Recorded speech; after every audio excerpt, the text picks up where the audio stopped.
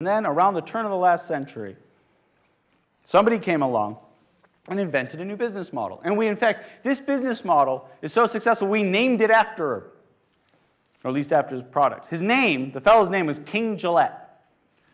And he went into the razor blade market. And it was an already saturated marketplace.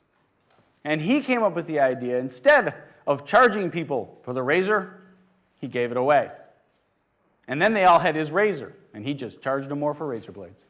And so what is that business model called? It's called the razor and razor blades model. And you may think this is an overly simplistic story that has no relevance in modern times. Except there is a Fortune 50 corporation that makes over 80% of its net profits on the razor and razor blade model. That company is Hewlett Packard.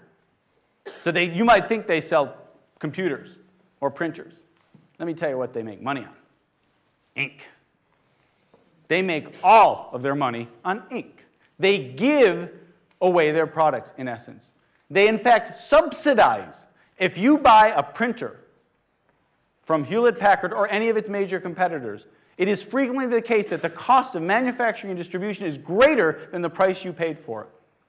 Which is why I love Hewlett Packard advertising. Because Hewlett Packard advertising is, be careful, there's unauthorized ink out there. It's a fear tactic, right? It's, whoa, there's bad ink, right? And it's like, I always used to have this picture in mind of a guy with a coat with ink, in an alley.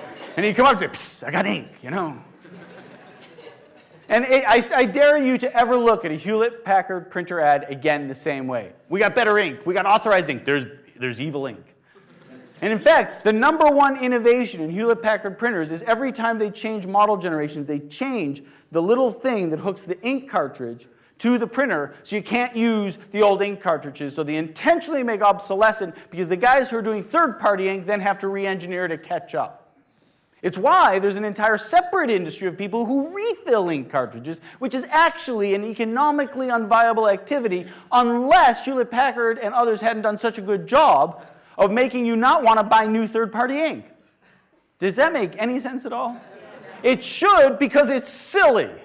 And it's what it is. But it's a business model where they decided, one way or another, that they can make more money on putting you in a position where you will continue to service your relationship at a higher long-term price to you, rather than burden each object with its actual cost.